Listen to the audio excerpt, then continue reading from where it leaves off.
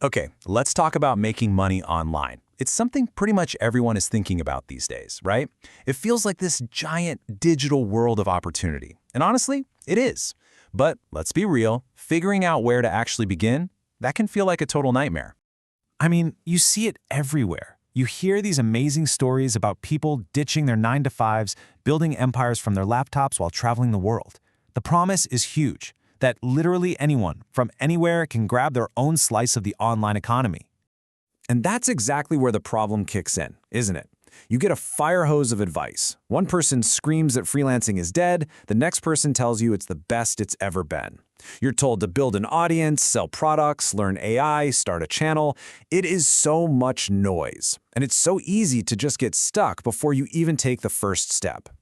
So our goal here is simple. Let's cut right through all of that noise. Think of this as your personal map. We're going to break down the entire online income world into 4 clear, distinct levels. This will give you a real path, starting from the absolute simplest way to make your first dollar, all the way to building a truly scalable business. All right, let's get into it. So we're kicking things off at level 1, the gig economy. This is, without a doubt, the most direct and fastest way to start earning online. The whole idea here is simple. You're trading your time and your skills for cash right now. Yeah, the key thing to get here is that this is an active income model. You do a task, you get paid for that task. That's it. It is absolutely perfect for getting some momentum, for proving to yourself that yes, you can actually make money on the internet. But what's the trade-off? Well, if you stop working, the money stops coming in. It's just not built to scale by itself. And what's really cool is that even within this first level, there's a whole spectrum of options. On the super low effort side, you've got things like microtasks and surveys on sites like Swagbucks or Survey Junkie. It's not life-changing money, but it's a start. Then you can step it up to user testing on platforms like Trimeta, where companies will pay you for your thoughts on their websites or apps. Then there's user-generated content, or UGC. This is where brands pay you to make content for their social media. The best part? You don't even need your own audience. And finally, at the top end of this level, you've got freelancing, offering skilled services like writing or design on huge platforms like Upwork and Fiverr. Now, this quote absolutely nails the reality of freelancing today. In 2026, you can't just be some faceless, anonymous profile on a job board and expect to crush it. The people who are making the most money are building a personal brand. They're showing their work, they're sharing their expertise. Why? Because it builds trust, and trust is what lets you charge way more. All right, so that leads us perfectly into level 2, the creator economy. This is a huge shift in thinking. Instead of just trading your time for money one-to-one, now you're focused on building a long-term asset. And that asset is a loyal audience. So how exactly does having an audience turn into actual income? Well, there are a bunch of ways. The most obvious is ad revenue from platforms like YouTube or TikTok. Then there's affiliate marketing, where you earn a commission for recommending products you already use and love.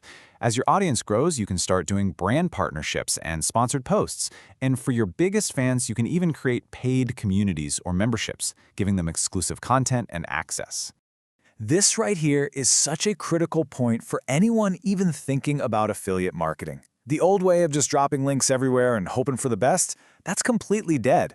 It's what the quote calls lazy affiliate marketing. What works now is trust. It's about showing how a product actually fits into your life.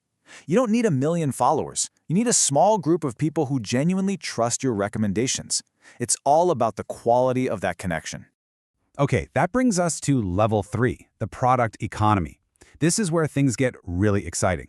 We're now moving away from selling your time or your audience's attention, and we're starting to create assets that you can sell again and again and again. This is where real, scalable income begins. I mean, the absolute magic of a digital product is right there in the definition. You build it once, and you can sell it 1,000 times or 1 million times. There's no inventory to manage, no shipping costs, nothing. It's pure leverage. This is how you finally start to separate your time from how much money you can make. And look, the possibilities here are almost endless. You could write an ebook that solves a super specific problem.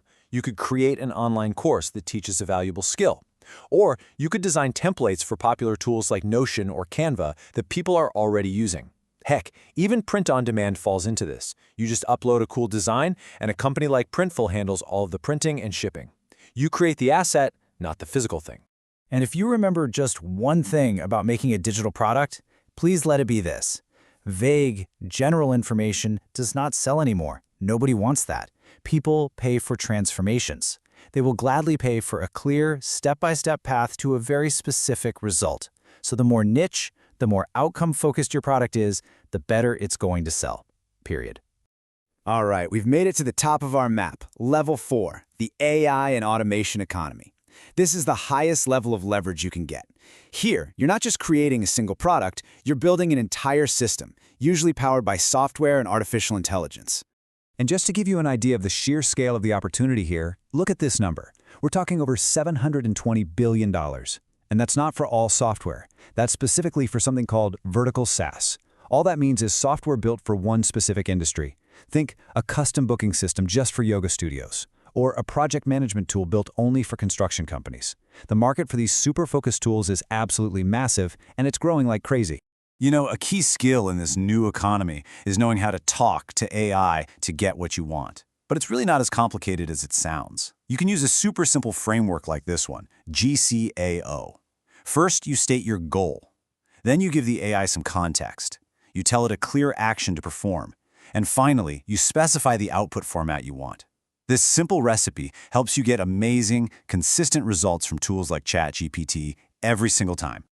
And the best part is, you don't need a massive team and millions of dollars in venture capital to build software anymore. The micro SaaS model is perfect for today. Instead of trying to build a giant piece of software that does everything for everyone, a micro SaaS solves one very specific problem for a very specific group of people. It's designed to be lean, efficient, and profitable from day one, which makes it a totally accessible path for solo founders or really small teams. Okay, so we've just walked through the entire spectrum, all 4 levels, from trading your time in the gig economy all the way to building automated software systems. So the big question now is, where on earth do you actually start? Because it can still feel like a lot. And this right here is probably the single best piece of advice for anyone who's feeling that sense of overwhelm. It's the rule of ones.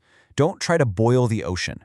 Just pick one skill to learn, focus on one platform to build on, and create one clear offer. That's it.